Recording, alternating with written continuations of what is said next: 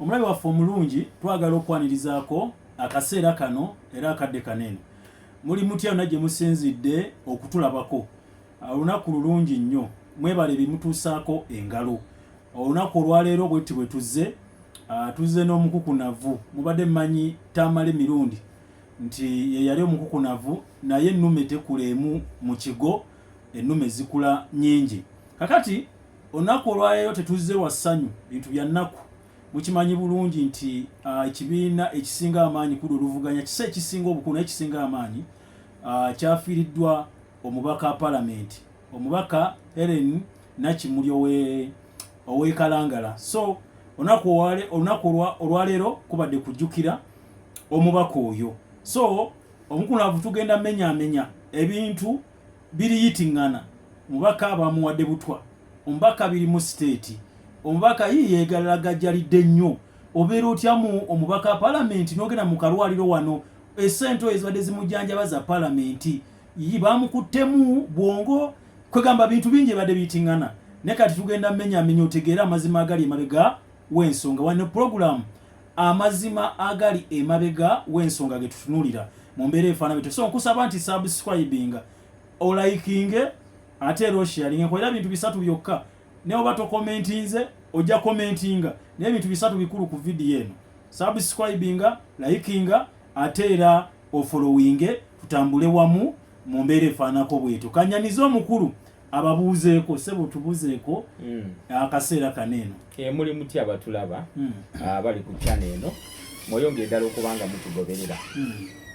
Okay. Y'omukulu amaze okubabuuzaako nga bitalo. Kitalo ddala, eggwanga lyonna liri mu kukungubaga, liri mu kunyolwa olw'okufiirwa omu ku babaka betuyita ba vibrant members of parliament. Mukyala abadde yakawangula okugenda mu kisanja kye ekyokubiri. Yes, naye ng'ekisanja kye ekisooka be bamu ku babaka aboogerwako ababadde n'eddoboozi eryo erivaamu ensonga, because kibadde nga kizibu nnyo Parliament okutula emirundi egiwera 2-3 nga tayogeddeeko, era nga n'olutulo lwe yasembeyo okubeeramu twamulabyeko nga atadde minisitule y'ebyenjigiriza n'ebyemizannyo ku nninga ku kisaawe kye Hoima. Ajjukira nti kaafu yajja n'etakya provinga ng'ababuuza mwali ku ki, lwaki mwaleeta bakontrakita abatamanyi bye bakola, ye plan gye mwalina lwaki temwagitwalira kaafu n'egitunulamu ne baga nti eno plan tejja kukola oba ejja kukola. So kibi nnyo kuba nti bambi abasese, because Kalangala eri mu ssaza ly'Essese ebizinga 84 baafiiriddwa omubaka ow'amaanyi bw'atyo. Kaakati abantu b'enkyukakyuka batandise okubitema nti ekintu kiri mu state. Kati nga gwatunuulira ensonga emabega, state eyingiriramu wano, eyingiriramu wa nti essaawa zino buli muntu afa ku ludda Oluvuganya tukiyingiza mu state. Gwe ng'omutunuulizi w'ensonga njala ombuye nti state wano eyayingidde mu ddwaliro oba ye yamukubye eryamusirisizza, ekyo omuntu alyo tulaba akitegeere. State wano amazima eyingira kwasi kya state kyakutte dda. Tulina ekizibu mu ggwanga mu kaseera kano nti ebintu ebisinga ebibeerawo kizibu nnyo okubanga bikwatibwa mu ngeri entuufu obanga bitwalibwa mu ngeri entuufu. Saawa zino naddala mu nsonga z'ebyobufuzi, omuntu yenna afuna obuzibu naddala nga wa opposition, ekintu ekisooka okulowoozebwako ye state. Olw'ensonga nti wazze wabeerawo events nnyingi ezitannyonnyoddwa ezigenze nga tewali kunnyonnyola kutegeerekeka, then ne reports ezimu ezize zifuluma ku nsonga ezimu ng'oziraba zirimu ebirumira. Ojjukira empaya y'omugenzi Nebanda, empaya yali speaker Jacob Oulanyah, ojjukira muzeeyi w'ebigambo byayogera, by the muzeeyi we naye yafa emabegaawo nga wakayita ndoozi emyaka 4 bukyanga yafa, ate ku lunaku lwennyini oli lwe yafa nono lwe yafa. Enfa ya Mayombo, enfa ya Nyakairima, nti byonna bizze birekawo question marks reports nga zibeeramu ebirumira so kakati engeri endala yonna singa ebezzeewo omuntu naddala nga w'amaanyi naddala nga abadde atadde gavumenti ku nninga singa aba afudde of course envuuvuuma ezo zisigala zitambula oluusi tekiba kituufu olw'ensonga nti teri amanyi muntu ddi lwalifa era butya bwalifa ku nfa y'omubaka batugamba mbu mu campaigns waliyo okulwanagana wakati waba NUP n'ab'ebyokwerinda kakati ne bakubibwa bubi nnyo y'omu ku baakosebwa era n'atwalibwako mu ddwaliro n'afuna obujjanjabi kigambibwa nti ku bumu ku buzibu bwe yafuna mu kukubwa okwo n'ebizimba mwe byajjira eyo allegation eryawo kubanga ate twalabyeko muzeeyi we nga nnyonnyolaga nti ebyo ebizibu abadde nabyo okumala ebbanga so allegations of course zibeerawo buli omu akuwa ekikye buli omu akuwa ekikye mpaka oba oli awo nga akakiiko akali independent kawadde reporter etegerekeka lwakubeera ekizibu ekibaawo oluusi ne report season era nga wenjogeddeko wali emabega nti era eva zibeeramu okubwamu ebituli oluusi wabeerawo dots eziba zitagatta so yensonga lwaki olaba nti tugenda okumaliriza ng'ekiboozi kibwe kityo kizzeewo yes kakati waliwo ekiboozi ekirala njagala okitunuulire omuntu ono kimulengeze nadde ebitambulawo naye ndaba omusajja yavuddeyo n'agamba mbu ab'NUP mwogera amazima mbu muve mu bino mbu mbaka yabadde agenze erongosebwa bizimba mbu kiteeberezebwa engeri gyatabadde mufumbo yabadde yatodde olubuto mbu yatodde olubuto kakati mbu yabadde agezaako okwagala okugjamu olubuto ate yayogedde ebigambo ebyo information ye togibuusabuusa nti omubaka yandibanga yadde agenze kugjamu olubuto ne bazimbira eno ku kyebizimba yabadde tanneetuuka yabadde yebusonoza lwaguddemu alina omwana omukulu alina mu secondary so yenna atambuza narrative eyo kibi nnyo okozesa ekigambo nti mu buyabuya naye oluusi onoonya kyoyinza okuteekawo nga tewaliwo kirala ndowooza nti aba mu buyabuya and tulina challenge nti engeri gyekiri nti abantu abasinga bulemu asobola okwakisesinga emikutu so weesanga nti n'abatalina kwogera boogera mu mbeera ey'ekintu kiramu eri abantu abamu nga tebalina kwogera nga yalina kubeerawo n'asirika n'awuliriza abalala nga boogera oluusi ne bwaliba nga tawuliriza naye nga talina kuva mu kigambo kyonna kiwulirwa abantu so mu bantu abo mwe twesangira ngeri abaleeta narratives bwezityo oyo mukyala ebizibu bye bibadde bimanyikiddwa okumala ebbanga era abadde nga agenda mu ddwaliro n'afuna obujjanjabi obutali bumu sisuubira nti ali kuleva ejjamu olubuto bwe yatuukidde yabadde alina buli kimu yabadde asobola okubeera mu mbeera yonna that was a very stupid assertion that was a very stupid statement etasana nakubanga ewulirwa mu bantu etasana nakubanga eyogerwa yes because yabadde agenda kuza myaka 40 ndowooza nti ne ku size gyaliko yali badde yeetaaga n'okufunayo omwana omulala because buli kimu akirina walabye emmotoka gye yabadde alina ndowooza ze zimu kuzisinga okuba ezaakalifu zabadde ku parliament ne bambi mukama teyamusobozeza kuba nti yeeyagalira muntu yuze omanye ebiseera ebisinga omubaka mu kisanja kye ekisooka tatera kweyagala omubaka yeyagala nnyo mu kisanja ekyokubiri because ekisanja ekisooka wano wabawo ebizibu bingi muba muzirooni n'okubanga oluusi ensimbi zino tonayiga bulungi kuzikozesa diruzi ezimu tonayiga zikutula gundi owegundi ono yadda mu bigere bya Ameria Chambadde yagamba eyo gyofunira abakukwanako okwo naye emyaka bakyakikwana tewamula Chambadde yagamba mbunange nga ye mundaba we muti esawa zeno kati oyo nga bani abamukwana abagundi ali ba Moses ali kuba gy'emyaka gye balwashande so yabadde alabanga lwashande agenda muyitako nese onabavubuka olulenzi oluto masereka tomusobola kuwa masereka wano ejjajjaawe oyo abeera jjajja wa masereka is 25 sebo abeera jjajjawe mulamba nti jamala omukubi oba swengere oba nkeretanye sebo abakibalako sente tukirayo kyaziyoolayola naye tekisoboka mukadde wattu abeere n'obukadde bwe kakati ow'ekitiibwa waliwo enkola endala tugirabye ne tugivumiriranga enkola ey'omuntu okumala okufa yes omuntu najja mu mawulire mangu n'asaagira oluusi mu nsonga nga si ye kandibadde akaseera omukyalo ono nga yakafa omukulu atwala ebyokulonda mu ggwanga omulamu Simon Byabakama yavuddeyo n'olaba nga ne statement yalinga aseka ng'alaga nti engeri gyafudde ekyo kifo kati kikalu wadde ebbanga babwamu ebbanga lya nnaku 10 bali bawandiika okubalanga naye nga olaba ng'alinga asanyusa oluusi ekitakola ki ekiteetaagisa twali bali tugamba nti ng'aseka amagye mu lukufu kubanga omuntu amaze okufa oyo si eyandibadde asooka okuvaayo akaseera kaneeno ensonga eyo gyogerako ki kituzza ku bamawulire media yaffe oba oliawo okupapa ekitegeera okupapa okwo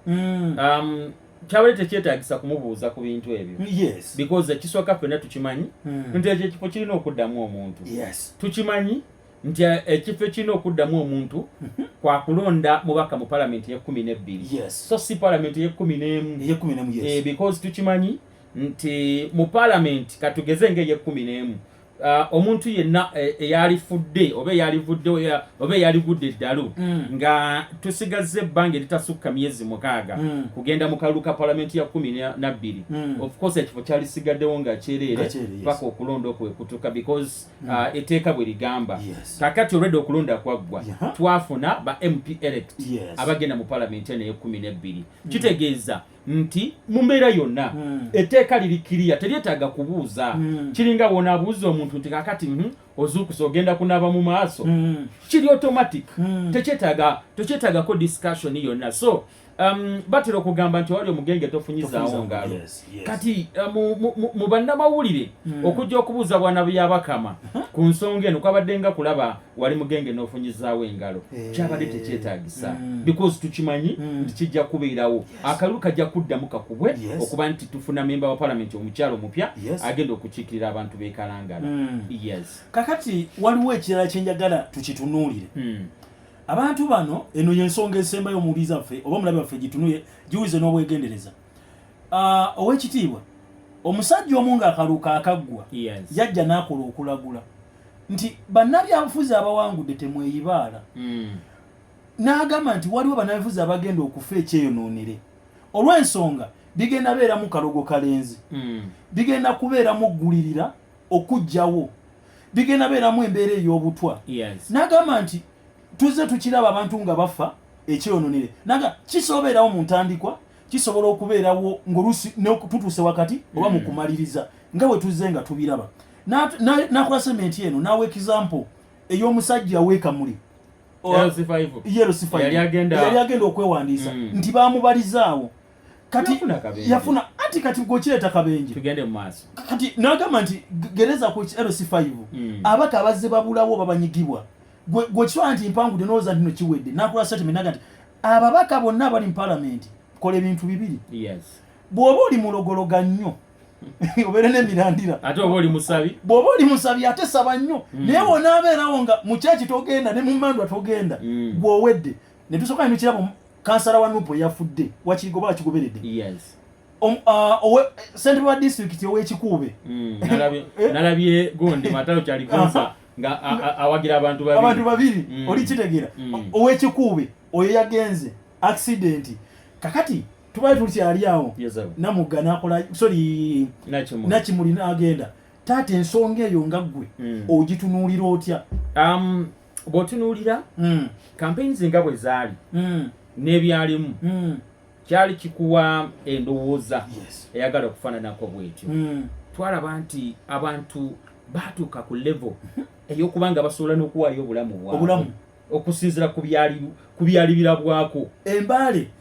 munsonyiweko embaale omusajja yatematema abantu naye nga teyeesimbyewo naye nga muwagizi buwagizi n'atematema famire namba okuba tewagira candidate omanyi mu Africa tulina ekizibu nti amawanga agasinga obungi bizinensi esinga okuleeta sente ya politics mu mawanga agasinga mu Africa naye nga mu nsi etegeera si bwe kirina okuba naye ffe ye bizinensi esinga and Uganda is one of them nti Uganda gegamu ku mawanga nga bizinensi esinga okukola bya byabufuzi nti ogenda n'obalamu n'owulira tugeze budget oba eya speaker, budget eya LOP, budget y'omukulembeze wa committee yonna mu parliament, kabeere MP wennyini. Ne weebuuza nti ku bakozi abakola emirimu emirala bantu bameka abafuna ssente ezo. Olaba n'abagagga aba mu bizinensi naga nti kangende mu politics, nga obadde omulaba nti akola bamagola